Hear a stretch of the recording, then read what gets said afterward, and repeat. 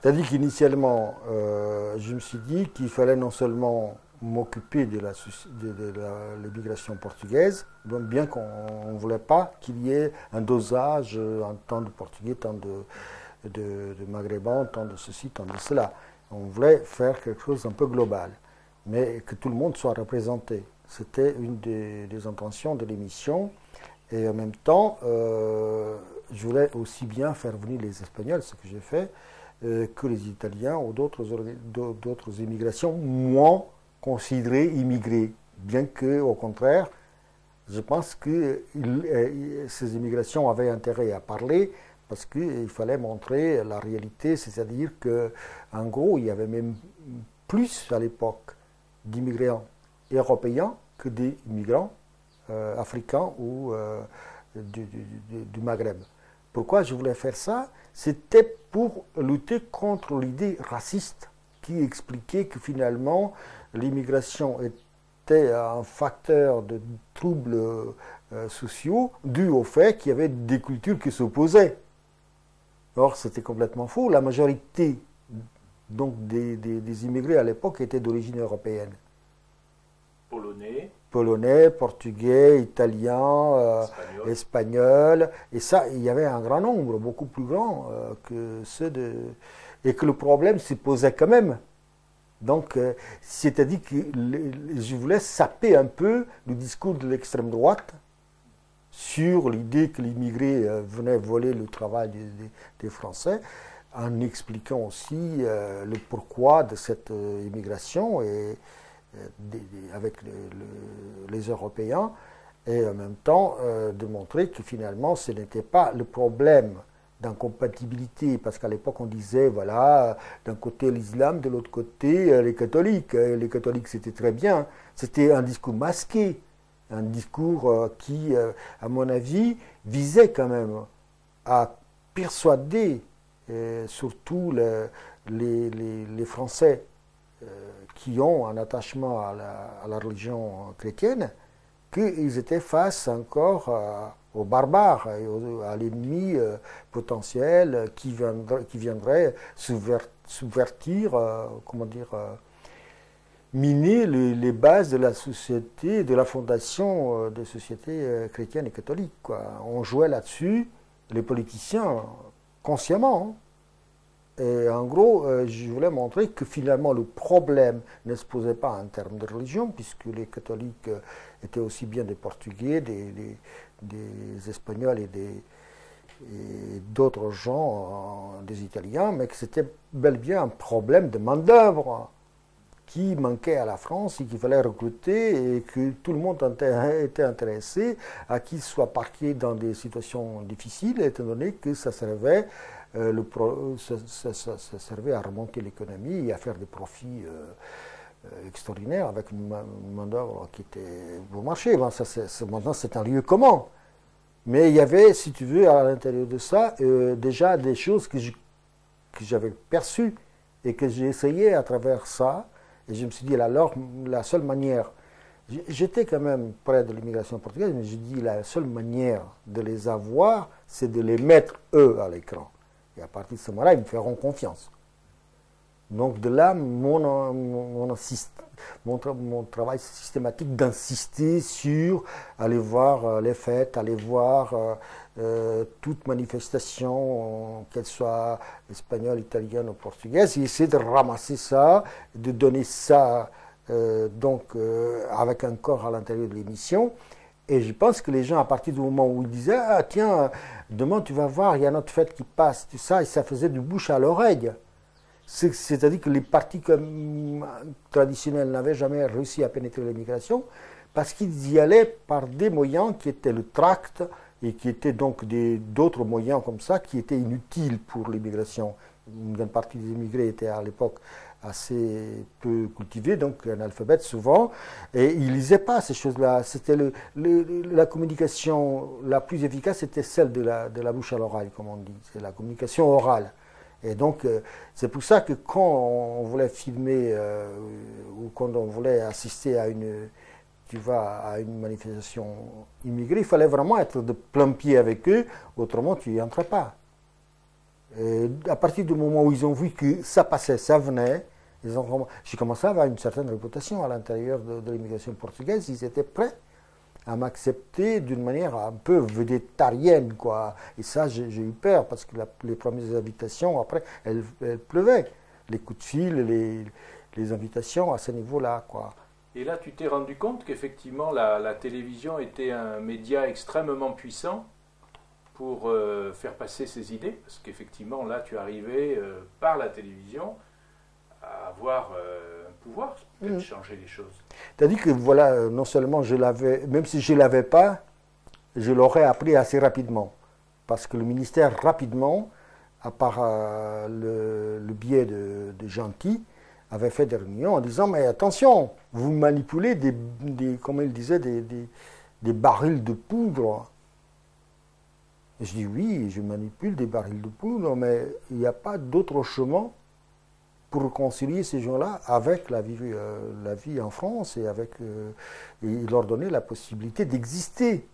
Si on continue à les ignorer, à ne parler que d'un cas spécial, d'un qui a réussi ou d'un qui a tel problème, tout ça, il n'y aura pas une reconnaissance de cette émission comme c'était le cas de l'émission précédente. Et d'ailleurs, dès les premières émissions, il y a eu un taux d'écoute qui dépassait le taux d'écoute normal des spectateurs de télévision, même pour les autres chaînes, quoi. Il y a eu tout de suite un succès à ce niveau-là. Donc ça a un peu contrebalancé les critiques qui étaient faites. Mais en tout près, ils étaient prêts immédiatement, je crois, à me vider. Parce qu'ils avaient très rapidement senti cette position. Évidemment, comme Fares était dans une situation de fragilité aussi, puisque initialement, nous étions les concepteurs de l'émission, mais il y avait d'un côté Armentier qui était le producteur délégué, de l'autre côté Pradine qui réalisait l'émission. Donc nous, on se disait, mais qui on est les larbins de cette émission-là? Alors on sert à quoi? On sert d'alibi. On sert pour aller manger au restaurant et fermer sa gueule. Alors, évidemment, on a dit, on va partir à l'assaut de ça. Il faut vider Pradine. Il faut prendre le pouvoir, la direction de l'émission, la réaliser nous-mêmes. Et là, on est parti dans une guerre parce que moi, j'avais plusieurs batailles à faire. J'avais la bataille qui était la plus dure, c'était de lutter contre Nérac Film, par le biais de Texero, qui représentait les intérêts de Nérac Film et qui employait les gens techniciens à des bas prix, ce qui faisait qu'il nous empêchait d'avoir, si tu veux, des techniciens de bonne qualité. Et comme je connaissais déjà pratiquement beaucoup d'opérateurs à Paris, je voulais ramasser ces gens-là qui étaient de qualité et faire un travail de qualité. Mais évidemment, quand ils voyaient les salaires que Nérac Film leur proposait pour travailler, ils n'en voulaient pas. Donc il fallait que j'arrive à court-circuiter tout le travail fait par Texero. Et on a réussi une première partie, c'est-à-dire qu'on a réussi à lui faire admettre qu'il y avait une partie de techniciens qui étaient recrutés directement par nous, sans passer par Nérac. Et il y avait un combat très fort. Et dans ce combat, j'ai perdu beaucoup de force. D'autant plus qu'il y a des gens que j'ai défendus, comme le type qui était chargé de montage, qu'il était vidé par Texero, et que moi et Texero, on a été jusque presque à se casser la gueule. D'ailleurs, Fares s'est tiré dans les salles de montage. Je me disais, non, ces types-là, ils ne partiront pas d'ici. Parce qu'ils voulaient les vider et mettre d'autres personnes. Donc, maintenant, je le regrette parce qu'après, j'ai vu que ces gens-là ne méritaient pas qu'on les défende, quoi. Mais il y avait tant de combats, il y avait tant d'intérêts au niveau économique, c'est-à-dire étant donné que Texero et Nérac Film et les gens de l'OCI étaient interliés, quoi. Ils avaient les mêmes intérêts. Donc ça a été un combat très, très, très délicat et très, très puissant. Et alors, ce combat, avant d'y rentrer dans cette télévision qui est un média si puissant qu'il y a des intérêts énormes qui s'affrontent. Est-ce que tu pouvais imaginer que ça se passait comme ça dans les médias en France? Oui, c'est-à-dire que j'avais déjà un peu frotté ces milieux-là, mais simplement je n'avais pas touché à des choses concrètes. Parce que là, tu étais à l'intérieur du pouvoir. Oui, j'étais à l'intérieur du pouvoir, et je te donne un exemple. Par exemple, il y a eu tu te souviens de ce décor en plastoc qui était fait, qui a été commandé par Texero sans que je sois au courant. Et ça a coûté une fortune. Donc, la réalité de son prix, je ne peux pas te la donner, mais c'est-à-dire qu'il y avait beaucoup d'argent qui disparaissait légalement comme ça. Hein. Et alors, évidemment, à ça, il y a eu tout de suite un combat assez fort en disant à Texero qu'il était en effet, si tu veux, responsable au niveau de la qualité technique, mais pas au niveau de la conception, et qu'il ne pouvait commander aucun décor que si nous, on avait conçu une émission en fonction d'un décor pareil. Et qu'en plus, il pouvait lui prouver que c'était démesuré et qu'on n'avait pas le budget pour ça. Parce que finalement, nous, on avait des sommes qui étaient attribuées par le ministère pour l'émission, mais on ne savait pas combien on avait par émission parce que tout ça était noyé. Pour mieux, en effet, installer la possibilité de manipulation des fonds. Donc il y avait une bagarre là-dessus, et en effet, tout de suite après, j'ai demandé à un peintre portugais et à un peintre algérien de faire décorer le cyclo. Et on a fait une émission qui était beaucoup plus belle, je ne sais pas si tu te souviens de celle-là, pour prouver en effet qu'avec beaucoup moins d'argent et avec plus d'imagination, et en mettant finalement dans le travail aussi bien des peintres portugais que des peintres d'autres émigrations qui étaient là, à collaborer, qu'on avait un meilleur résultat et une meilleure qualité de travail. Mais ce n'est pas ça qui les intéressait, je le savais très bien, mais c'était pour précisément barrer le chemin à Texero dans ses arguments techniques et dans ses arguments de qualité. Et là, je me suis aperçu qu'il y avait de l'argent qui disparaissait comme ça. C'est-à-dire que la facture était valable. Ça, c'est sûr. Mais j'avais d'autres propositions qui montraient qu'on pouvait faire mieux avec moins d'argent. Alors, à un moment donné, la tension monte à l'intérieur de l'émission, des concepteurs. Mm-hmm. Et comment se passe ton départ? Alors, mon départ se passe comme ça. C'est-à-dire que j'avais un contrat avec eux pour une année. Le même contrat existait pour moi et pour Fares. Et avec Fares, donc, on avait fait un front commun tout le long. Pour précisément donner à cette émission une certaine, finalement, représentativité auprès des immigrés, et puis d'autre part, pour arriver à une certaine autonomie. Et moi, mon projet, c'était d'amener cette émission à se détacher du ministère du Travail et à l'intégrer dans le cadre des émissions de télévision française, et là, vers un public immigré, puisqu'ils payaient la redevance aussi, donc ce n'était pas la peine d'avoir cette dépendance du ministère qui nous posait des problèmes de liberté d'information. Et à la rigueur, il y avait là une tribune pour toutes les ambassades, pour tous les représentants religieux, mais pas pour le reste. Donc il y avait, si tu veux, une fonction doctrinaire qui, dans une démocratie, ne pourrait pas être acceptée, bien qu'aucun parti a posé cette question-là, qui pour moi était important.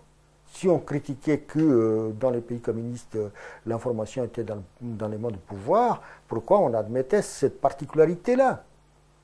Ce n'était pas possible, à moins qu'on considère réellement que les immigrés étant des sauvages, il fallait y aller doucement, autrement ils pourraient mettre le désordre partout.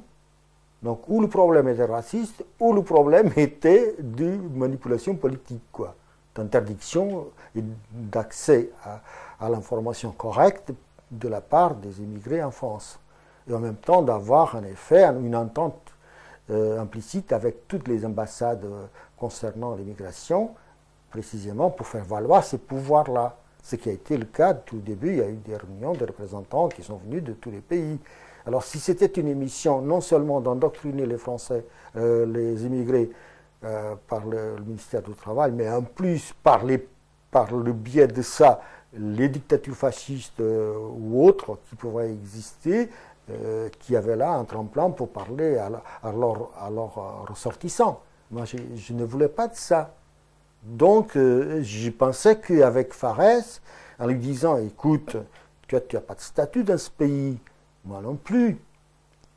On travaille dans le même métier, on veut être reconnu, c'est d'avoir la vie comme n'importe qui. Donc, si tu veux avoir ta carte de réalisateur de télévision, joue avec moi à l'intégration de cette émission dans le cadre de la 13e chaîne ou d'une autre chaîne, peu importe.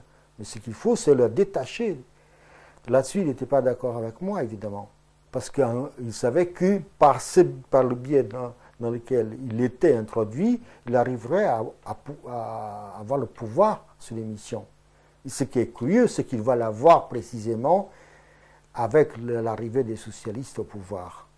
Alors à ce moment-là, Dijoux est remplacé par Stoléru, voilà, à un moment donné, et toi tu quittes l'émission Mosaïque, alors au bout de combien de temps? Donc ça fait une année, je les quitte précisément parce que à ce moment-là, Farès et comment ça s'appelle, Armentier et Texero se sont liés. Parce que moi je disais ça, ton contrat termine, le mien aussi. Si tu vas tourner l'émission à Marseille, qui est la première émission de l'année prochaine, donc si tu veux, ils ont déjà la garantie que tout va continuer comme ça. Comme nous, on a un contrat qui se termine là, laissons-le se terminer, ou avant qu'il se termine, négocions de nouvelles situations pour l'année prochaine et de nouvelles possibilités de renouvellement. Ne laissons pas les choses comme si rien n'était. Oui. D'abord parce que tu peux ne plus retrouver ta place, et moi non plus. Alors essayons d'être concrets, négocions ça. Ne faisons aucune émission, ne leur donnons aucune possibilité de se rattraper après, parce qu'ils ont des émissions après, ils peuvent toujours les diffuser, gagner du temps. Ne faisons rien, on reprendra en septembre, mais on va négocier tout de suite une organisation différente du travail, des responsabilités de chacun, du contenu des émissions et de la vocation même de cette émission. Et là, Farès, alors, ne marche pas dans cette proposition? Jusqu'à la dernière minute, il me dit oui, oui. Et puis un jour, Texero et Armentier déterminent une réunion pour le soir, sans donner aucune autre explication, quoi. Donc moi je me suis dit, écoute, Farès, on va voir quelles sont les propositions qu'ils ont à nous faire avant la réunion, et puis on va se réunir, et on va tenir le discours et les positions dont je viens d'exposer. Et puis on verra, parce qu'au fond, ils n'ont pas plus de force que nous. D'autant plus qu'ils ne peuvent rien faire. Ni Texero, il n'a jamais rien fait dans cette émission. Armentier, bon, il a fait quelques petites choses poussées par nous, parce qu'on lui a laissé un certain espace. Il n'était pas bête. Cette réunion se tient? Elle se tient. On n'était que, finalement, tout le monde était parti, on n'était que nous dans les locaux. Et en effet, Farès, il y va tout seul. Et moi, je suis resté à attendre devant la sortie du bureau de Armentier et de Texero, 2 heures à attendre Farès, pour lui dire face à face, finalement, qu'il n'avait pas tenu ses engagements par rapport à moi depuis le commencement de l'émission, et que là, il finalement agit par son intérêt personnel, tout simplement. Et je l'ai attendu, quand il est sorti avec Texero et Armentier, je lui ai dit qu'est-ce que tu as à me dire?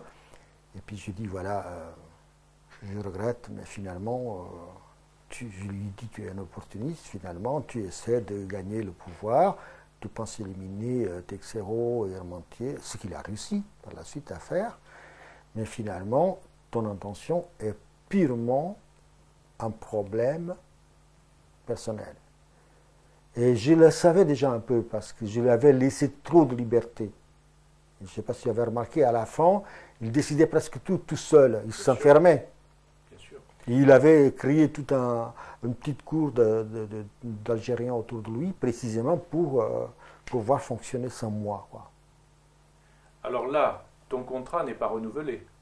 Alors mon contrat n'est pas renouvelé, et, non seulement il n'est pas renouvelé, mais vraiment ils étaient contents de me liquider avec la certitude que l'émission pouvait continuer, puisque Fares, ayant admis qu'il allait travailler, même le problème de recourir à un procès, puisque nous on avait les droits d'auteur là-dessus, était fini, puisque la maquette a été envoyée par moi et Fares à la Société des auteurs, et j'ai fait l'erreur de lui donner le ticket de la poste sans le photocopier.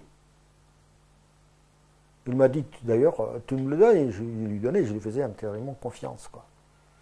Et lui, il avait déjà, dès le commencement, ses objectifs, et il ne se mouillait pas beaucoup dans cette histoire d'immigration, il ne connaissait pas les associations, quoi. Il ne bougeait pas beaucoup à ce niveau-là. C'était pas son domaine à lui. C'était pas son domaine. Son domaine, c'était d'arriver à être un homme de télévision par le biais de cette opportunité-là. Et il y est arrivé. Il y est arrivé. Bon, je considère qu'il y est arrivé sans y arriver parce qu'il ne fait rien. Actuellement, il est aussi contre le mur comme moi. Oui. On n'entend plus parler de Fares, mais pendant un moment, il s'est maintenu. Ce qui est extraordinaire, c'est que moi, je crois que le Parti socialiste, quand il est monté au pouvoir, il a cautionné Fares parce que Fares pouvait, si tu veux, à la rigueur, contenter le Parti socialiste, étant donné qu'il avait ses entrées aussi dans les gens de droite. Et puis il avait été élevé chez les jésuites comme François Mitterrand. Oui, voilà. Et ils avaient ça en commun. Et puis il y avait une autre chose aussi, je ne sais pas si tu as remarqué, c'est que quand Stollerou est arrivé comme secrétaire d'État à l'immigration, il a été violemment contesté par les organisations des immigrés. Parce que c'est lui qui a inventé l'histoire d'un million, de remboursement d'un million pour que les gens rentrent au pays. Et bon, il avait fait des mesures il avait pris des mesures complètement rétrogrades par rapport à Paul Dijoux, qu'on disait de droite, quoi. Et quand il est arrivé, Stollerud, il nous a envoyé une brigade, réellement une brigade. Ils avaient l'air des gangsters qui arrivaient pour prendre ça en main, quoi. Tu vois, je l'ai vu débarquer dans les bureaux un peu, vraiment, comme tu vois, comme dans les coups d'État en Afrique, les mecs qui arrivent, le nouveau pouvoir arrive, allez, tout le monde ne bougeait pas, hein. Et dire après que le PS va récupérer ces mêmes types pour en faire un ministre, il fallait le faire, hein, parce que les organisations même du PS, qui avaient une vocation en direction de l'immigration, savaient qui était Stollerud. Donc là, tu vois, pour cet aspect-là du combat, je suis convaincu de toute façon que tous les partis socialistes sont condamnés à trahir. Alors on n'en est pas encore au pouvoir socialiste, parce que là, toi, quand tu quittes l'émission Mosaïque, c'est donc en 77 ou quelque chose comme ça, 17, 18, 78, oui, voilà. Il y a peut-être les élections législatives, oui. Justement, où on parle de la gauche, la possibilité de la gauche qui risquait d'arriver au pouvoir. Mais toi, alors, tu fais plus de télévision, mais tu fais du cinéma. Voilà, et quand je suis sorti de la télévision, je me suis dit, bon, étant donné que là, on ne pouvait rien faire, ou pas grand-chose, de toute façon, j'ai essayé, je vais essayer de faire un film sur l'immigration, précisément pour que des choses puissent être dites, quoi. Et bon, là, j'ai nagé, hein, étant donné que je n'avais pas de moyens économiques pour le faire, et j'allais travailler avec une boîte de boîtes. Tu connais ce genre d'angoisse, quoi. Au moment où les choses se passaient, je n'avais pas de pellicule, puisque il fallait une ambiance, il fallait que ça chauffe, et avec une boîte ou deux boîtes de 120 mètres, on ne peut pas faire grand-chose, quoi. Et du coup, j'arrivais, je filmais, évidemment, j'attendais toujours un petit peu, j'ai essayé de me mettre en situation, aussi d'attendre que les gens se décantent et que les choses se mettent à fonctionner, mais c'était vite parti de bobine. Alors j'ai fait donc ces longs métrages dans des conditions catastrophiques. Alors ce long métrage qui s'appelle Chronique d'émigrés, c'est-à-dire le film qui finit pour s'appeler Chronique d'émigrés, parce que c'était vraiment la notion de chronique au sens où les immigrés pouvaient raconter un peu leur histoire, au présent et au passé, et en même temps ce rapport avec la société portugaise et avec la société française, et comment ils voyaient les changements politiques au Portugal, et comment ils voyaient leur avenir ici. Et tout ça, ça a été dit, ce qui ne pouvait pas l'être à l'époque dans ces émissions. Et bon, le film était long, parce que finalement, je ne voulais pas faire un film de type militant qui a une fonction pour un groupe politique comment dire, de tromper les autres après en disant, vous voyez comme c'est bien notre organisation, regardez ce que nous avons fait, et à partir de là, il faisait tout un discours, et d'une certaine manière, il recrutait. Là, il ne s'agissait pas de ça, il s'agissait d'aller au plus loin que possible, étant donné que je ne dis pas que je suis allé très loin, étant donné que finalement, pour faire ce film-là, c'était à la fin qu'il fallait que je trouve de l'argent et que je commence à retourner le film, étant donné que j'étais là en situation de le faire à ce moment-là, crédible par rapport aux organisations où je travaillais, et en même temps suffisamment à l'aise pour qu'ils me fassent confiance. Et c'était là qu'on aurait pu faire des films importants sur les problèmes de l'immigration, et non seulement leurs problèmes, mais je ne pense pas qu'il y ait une histoire à raconter si on ne raconte pas en même temps l'histoire de ceux qui la font, des hommes qui participent à ce mouvement qui était le mouvement de l'immigré. Il fallait qu'ils racontent leur histoire, et qu'ils racontent aussi l'histoire parce qu'ils étaient colporteurs de tout, d'une histoire fasciste, d'une histoire récente des événements au Portugal, et en même temps de leur vécu. Et c'est ça que je voulais absolument faire. Évidemment, ce qui a été malheureux, c'est que quand j'ai terminé le film, c'est précisément là que la gauche passe au pouvoir. Et c'est marrant, parce que n'importe quel petit film avant qui pouvait servir pour faire du bruit, n'importe quel parti s'appropriait ça, il mettait ça en évidence, et poussait ça en avant et tout ça. Là, à ce moment-là, on m'a dit, quand j'ai montré mon film, d'ailleurs dans une salle au Saint-Séverin à des responsables politiques, on m'a dit, mais écoutez, maintenant la gauche est passée au pouvoir, il ne va plus y avoir des problèmes de l'immigration. Alors ce qui est terrible, c'est que les problèmes qui sont venus après ont été beaucoup plus graves. Ce n'est pas qu'ils étaient plus graves, ils étaient le résultat et la conséquence de 15 ou 20 ans d'immigration, où finalement on a tenu compte de rien de ces gens-là, et puis finalement on a vu commencer à éclater les conflits un peu partout, et ces conflits-là, ce n'est pas seulement les conflits des banlieues, c'est aussi les conflits des milliers de gens qui ont été laissés pour compte, oubliés. Alors, donc ce film, tu le fais avant 81. Au moment des élections de 1981, est-ce que tu votes? Non. Je ne peux pas voter pour une simple raison, c'est qu'à l'époque, je n'avais pas la nationalité française. Et est-ce que tu aurais aimé voter en 81? Non. Ma femme, elle votait, ça suffisait. C'est une question un peu... elle va rigoler en disant, mais c'est ça, c'est une conception des femmes, quoi. Mais pourquoi je ne voulais pas voter? Pour une raison très simple. Je ne crois pas du tout au système présidentiel tel qu'il existe en France, quoi.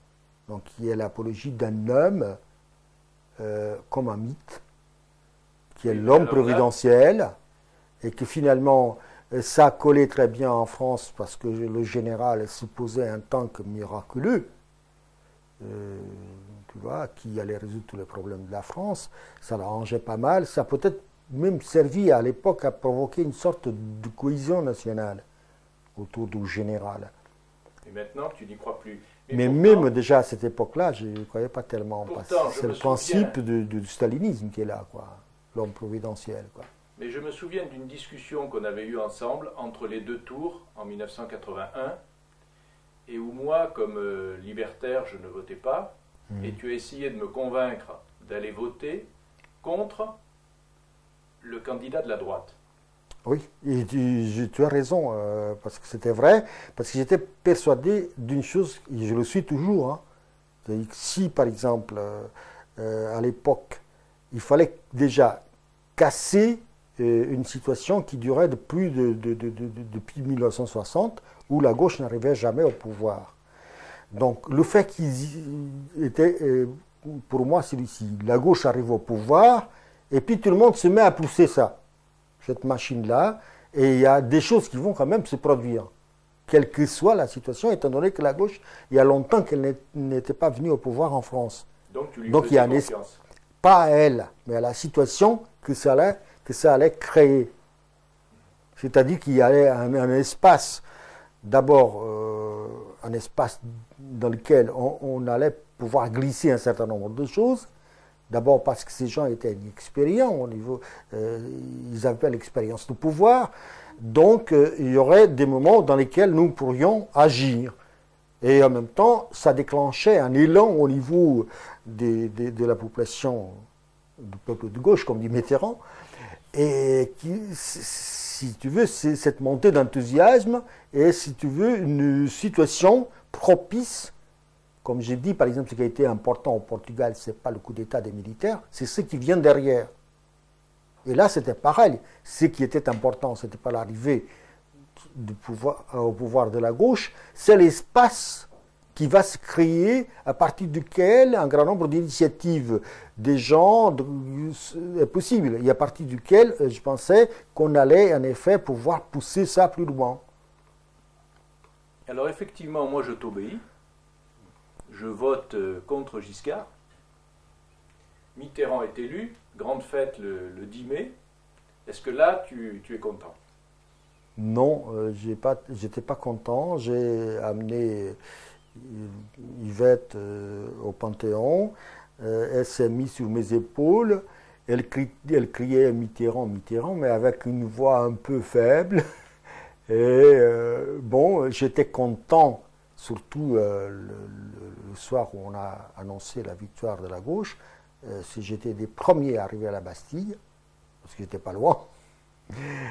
Et j'ai vécu cette soirée agréable et tout cela, mais encore une fois, c'était la notion de créer des situations propices à changer les structures mentales des gens, à Alors, impliquer exemple, les gens dans tout ça. là, tu arrives à la Bastille. Est-ce que tu as l'impression qu'à la Bastille, il y a vraiment un élan, un enthousiasme? Oui, là, tout y était. Ce que j'attendais à ce niveau-là, par rapport à mon vécu au Portugal, c'est cette joie, cet enthousiasme, cette libération des forces, si tu veux, abandonnées, refoulées, de ce qu'on vit actuellement. Le quotidien refoulé, sans espoir, sans énergie, on a même besoin de se botter un peu le cul pour pouvoir agir. Donc je pense que les situations dans lesquelles cette énergie s'étend à l'ensemble de la population sont des énergies créatives.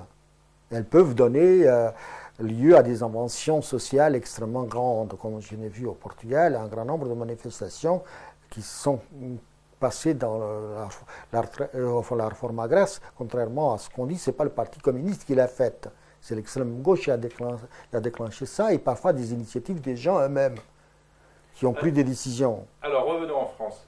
Le 10 mai, donc tu sens cet enthousiasme.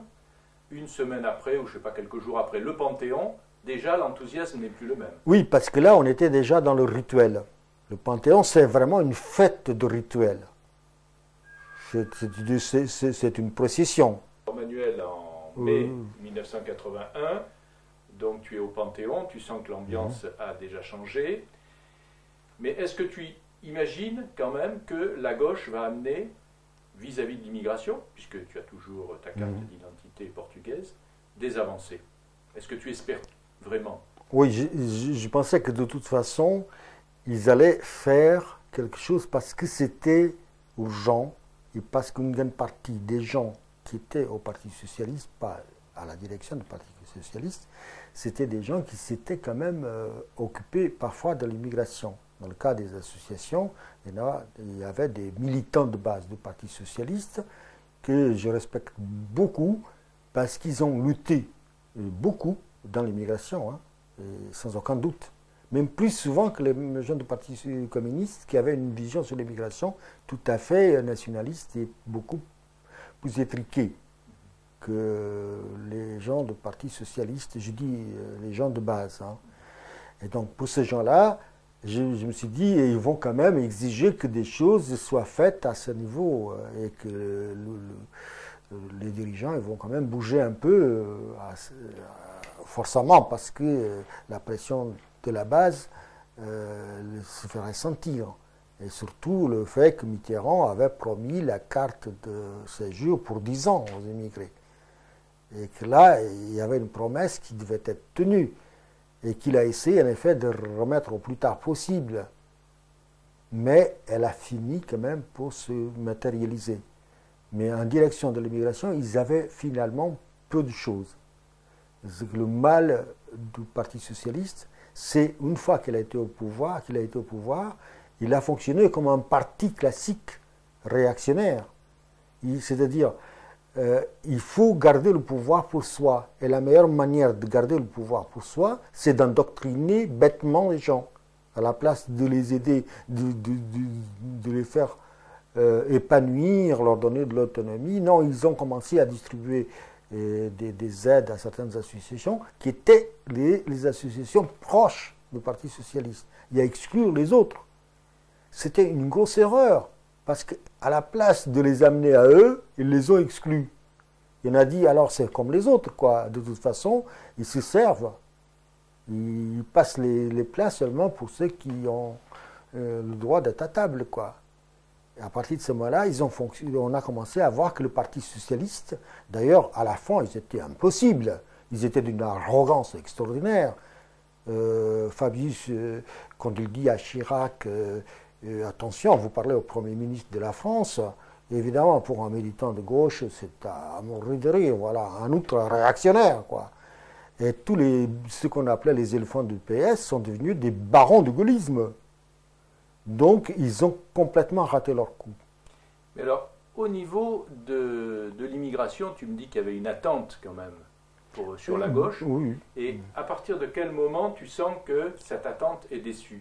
C'est-à-dire que pendant la première année, on leur a accordé le crédit de la durée. Il fallait une certaine durée. On savait, par exemple, dans mon cas, je sais très bien que le projet d'un parti socialiste au pouvoir dans un pays capitaliste comme la France, à ce moment-là, habitué à l'hégémonie de droite depuis très longtemps, avait provoqué, si tu veux, des phénomènes sociaux assez importants. Parce que je me suis rendu compte à l'époque, il y avait beaucoup de gens, et même moi j'ai été contacté pour... on me disait, si tu veux mettre tes économies en Suisse, il y avait des passeurs d'argent, quoi. Donc il y a pas mal de capitaux qui se sont tirés.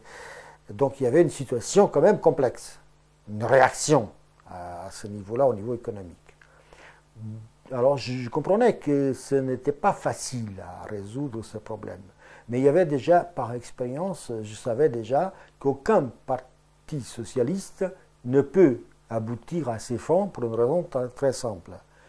Le capitalisme ne peut pas comprendre le discours d'un parti socialiste qui dit, voilà, nous on a des objectifs socialistes, mais maintenant nous on va être au pouvoir et vous n'allez pas nous faire des complications de tout.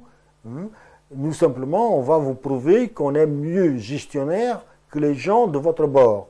C'est, si vous voulez, un pari impossible. C'est comme si les capitalistes étaient des blancs-becs, ou oubliaient leurs intérêts et leurs idéologies. Comment un parti socialiste peut-il mieux faire mieux servir les intérêts d'une société comme celle-ci que la droite elle-même. Et pourtant, il l'a fait. Évidemment. Et c'est ça la trahison. C'est ça qu'on appelle la trahison. C'est qu'ils ont voulu prouver qu'ils étaient plus intéressants pour la droite, enfin, je dirais, pour les intérêts économiques, que les partis de droite. Évidemment, à partir de ce moment-là, la rançon de la trahison est évidente, quoi. Il y a eu la réaction de contre-coup qui fait qu'ils ont vite été confrontés à des difficultés extraordinaires, à ce qu'on appelle à une désillusion des gens. En même temps, ils ont pensé en termes d'intérêt de carrière personnelle. Tout le monde a visé à être ministre, à durer, et à la rigueur à s'appuyer sur une classe moyenne en disant on va faire une social-démocratie comme dans les pays du nord de l'Europe, c'est comme l'Allemagne, l'Autriche et tout ce bazar-là. On va faire en France ce type de politique et ça va marcher. Est-ce que tu penses alors là que l'immigration se sent délaissée à ce moment-là? C'est-à-dire qu'elle a l'impression que ce qu'on lui avait promis n'arrive pas. À partir de quel moment elle dit ça n'arrivera pas? D'ailleurs que les immigrés, ce qu'ils espéraient le plus immédiatement, c'était le problème de la carte de travail et de la carte de séjour, qui est quelque chose de terrifiant. C'est ce qui a un gros détruit ma personnalité. Parce que moi, chaque jour que je me levais et que je sortais de chez moi, mon premier geste, c'était mettre la main sur mes documents. Tout de suite. Tu les as toujours sur toi, là. Voilà, je les ai toujours ça. Et si tu vois, si j'ai préféré ce système-là, d'avoir une poche et des chemises qui ont toujours des poches, pour avoir les documents avec moi. Et même en été, je mettais un pull vert de manière à qu'on ne les pique pas. Mais c'était terrifiant de ne pas avoir ces papiers. Les problèmes que ça posait pour un immigré au niveau de l'administration, de la police, tout ça, la persécution réelle qui a existé pendant les années gaullistes, pendant les années 60 et après, pendant les années giscardiennes aussi, de ne pas avoir une carte de séjour et une carte de travail à jour, ou les perdre, c'était une angoisse de tous les jours. Et si tu veux, ça mine la personnalité de quelqu'un. Moi, ça m'a ruiné. Ça m'a empêché de me sentir de plein pied avec cette réalité que je vivais en France, et avec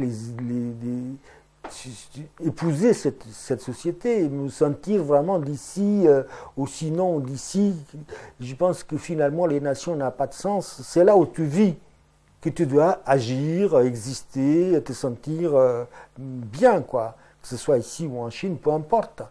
Mon pays, c'est celui-là, où je suis, où je vis, où j'agis. Je ne peux pas vivre avec un pays abstrait dans lequel c'est ce qui s'est un peu passé avant la chute du fascisme, c'est que je vivais dans un ailleurs qui n'existait pas, un pays imaginaire. Mais j'avais au moins cette chose-là qui me guidait. Une fois que tout ça s'est disparu, je me suis dit, mais moi, au fond, Paris, la France, c'est là que ma vie s'est jouée. Mais rien que le fait de ne pas avoir à aucun moment le droit d'exister, et de n'exister que par un papier qui était celui de la carte de séjour, et qu'à partir de ce moment-là, c'était à l'enfer. Si tu veux, ça a été pour moi la plus grande maladie de l'immigration. Ce qui m'a le plus fait souffrir et ce qui rend encore ma vie très, très difficile, parce que même maintenant, quand je vais dans le métro ou n'importe où, je suis tout le temps en train de voir si j'ai mes papiers. J'ai l'angoisse des papiers jusqu'à la fin de mes jours. Et c'est-à-dire la méfiance par rapport à l'administration, aux institutions. Pour moi, l'institution judiciaire n'est pas une institution normale. C'est une institution qui, pour moi, me fait peur déjà. Toutes les institutions me faisaient craindre toujours le pire, parce qu'ils me demandaient des papiers d'identité et il fallait prouver tout le temps où est-ce que tu habitais, tes papiers. Bon, c'était vraiment une obsession. Je ne sais pas, c'est peut-être le résultat de l'occupation allemande, parce que les Allemands, on disait tout le temps dans les films, papier. Ici, ça est resté peut-être comme ça. Et en gros, pour nous, ça a été l'enfer, cette histoire de carte de séjour et de carte de travail. En gros, quoi. Alors donc la gauche avait promis de résoudre ce problème pour un certain nombre de personnes qui avaient soit des cartes de séjour périmées et en même temps, pour ceux qui étaient constamment soumis à des renouvellements sans cesse et avec tous ces angoisses de ne pas pouvoir avoir une vie qui, à long terme, était programmée. Ou de pouvoir faire des projets. De s'organiser des projets, de se projeter dans l'avenir, en même temps de s'organiser, de ne pas avoir ce que tous les immigrés avaient, une valise imaginaire avec soi, qui était toujours prête à partir, parce qu'on sentait que la situation était toujours provisoire pour eux. Et vivre d'une manière provisoire, ce n'est pas vivre. C'est, si tu veux, on leur a dérobé leur existence. Et ça ruine l'individu. Parce qu'à un moment, il est perdu. Il a son vécu ici, et en même temps, ce vécu-là est complètement clivé. Il est en conflit, pas directement avec les institutions, mais en même temps, il est dans une situation conflictuelle parce qu'il n'est pas sûr d'avoir ses papiers. Et ça empêchait toute initiative. Par exemple, pour les cas de l'immigration portugaise qui initialement était constituée que d'hommes, faire venir leurs femmes, constituer un foyer, s'organiser, ça retardait tout le temps. Et ça faisait des célibataires à 40 ans, ça faisait des gens qui avaient parce que ces immigrés-là, ils n'avaient pas de passeport, souvent portugais, ils étaient venus à pied, ils avaient leur famille là-bas quand ils étaient mariés, leurs enfants qu'ils ne pouvaient pas aller voir. Et ils vivaient ici aussi avec l'angoisse de ne pas pouvoir les faire venir. Et c'était, si tu veux, une sorte de camp de concentration, en gros, imaginaire, sans barbelé visible, mais dans la tête de l'individu, c'était là, ces barbelés. Et bon, alors quand il a promis Mitterrand 10 ans, une carte de séjour de 10 ans, ça représentait quelque chose parce que ça permettait de se programmer au moins pour 10 ans, et puis de consolider sa vie, son emploi, sa résidence, tout ça. Et pour ça, les immigrés, ils attendaient vraiment. Au-delà de ça, je ne pense pas qu'ils attendaient beaucoup d'autres choses, étant donné que la vie politique, au niveau purement politique, les immigrés ne la vivaient pas. Ils vivaient les conséquences de la politique sur eux. Tu vois, la conséquence de la politique qui conditionnait leur vie, ils la vivaient. Mais les promesses, par exemple, faites par les partis pendant les élections et tout cela, ils n'y croyaient pas. Ils n'avaient aucune raison de croire. Non seulement parce que dans leur pays, ils n'avaient jamais eu de pouvoir et d'attendre quoi que ce soit de leurs institutions. Donc ils avaient un divorce considérable entre eux et les pouvoirs locaux. Par exemple, le cas du Portugal, les gens n'attendaient rien de ce pays-là. C'est pour ça qu'ils sont partis. Et ici, ils avaient tous ces réflexes conditionnés. Ils réagissaient de la même manière. Il ne fallait pas se mêler de ça. Mais une fois qu'on avait promis des choses un peu qui les touchaient, par exemple le cas de la carte de séjour, ça peut paraître impossible à concevoir aujourd'hui l'importance psychologique d'un papier comme ça. C'était pour eux énorme, énorme. Le poids qu'on pourrait enlever de leur vie en leur donnant une carte de séjour pour 10 ans, c'était les gens qui sont contre. Ils ne peuvent même pas imaginer qu'est-ce que c'est que cette angoisse de ne pas pouvoir dire je suis parce que j'ai un papier. Tout simplement. Et enlever le droit à ce papier, c'était dénier l'existence de l'individu en tant que tel. C'était refuser son existence ou le rendre transparent. Il n'existe pas, pur et simplement. Alors, elle arrive quand, cette carte de 10 ans? Alors, la date, je ne me souviens pas, mais elle a mis au moins 3 ou 4 ans ou 5 ans à se mettre à être mise en place. Hein. Parce qu'en même temps que la gauche arrive au pouvoir, se développe la politique, les idées défendues par le Front National anti-immigrés. Oui, il y a deux raisons à ça. C'est-à-dire qu'il y a beaucoup de problèmes qui sont liés à la forme même de l'institution française, de l'administration, où pendant longtemps, il y avait quand même beaucoup de gens qui étaient revenus de l'Indochine et qui étaient réintégrés dans ces lieux où il fallait recevoir les immigrés, quoi. Et c'était des anciens d'Indochine. On était reçus comme des misérables, porte de la Chapelle.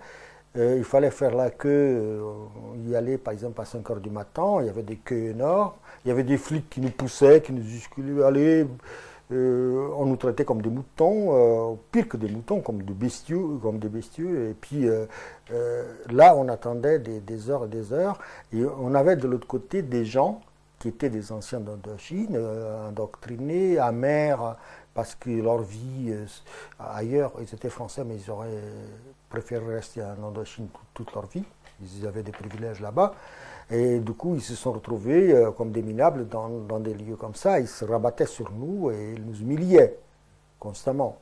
Or, je pense que l'arrivée au pouvoir de la gauche a provoqué en même temps dans l'administration des résistances. Moi, à ce moment-là, j'ai eu un problème. On ne voulait pas me renouveler mes papiers. J'étais avec Yvette, c'est pour ça qu'à ce moment-là, on a dit on va finir avec ça, on va se marier. Mais on a eu un gros problème et j'ai dû fouiller. Yvette allait gueuler à la préfecture de la police et tout ça. Bon, ils voulaient me vider parce que j'avais plus de papier, ils ne voulaient pas me renouveler. Et déjà la gauche était là, au pouvoir. Et il y a eu aussi tous ces gens-là qui sont tout à coup balancés dans le Front National. Mais en réalité, ils existaient déjà. On dit que c'est le PS qui a créé ces gens-là. Non, ils étaient tout simplement déjà là. C'est la théorie de la droite qui fait toujours croire qu'il y a plus de droitiers qu'eux et que ces droitiers sont des fascistes, des nazis, je ne sais pas quoi, mais ils font toujours vie commune. On a toujours vu ça. Ils sont toujours... Évidemment, si la situation devient aiguë, impossible, la droite, elle fait recours à ces gens-là. En gros. Donc, quand on me dit le Mitterrand a créé le Front National, à la rigueur, c'est faux. C'est une réaction de l'arrivée de la gauche au pouvoir par une partie de la population qui, déjà, à l'époque, n'avait pas besoin autant de se manifester parce que les conditions qu'on infligeait aux immigrés étaient déjà en elles-mêmes humiliantes. Et là, ce qui risquait de se produire, c'était l'inverse. Ils pensaient que la gauche allait favoriser les immigrés. Donc à ce moment-là, tu décides de te marier avec Yvette qui est française et donc de prendre la nationalité française ou tu l'obtiens tout de suite? Comment ça se passe?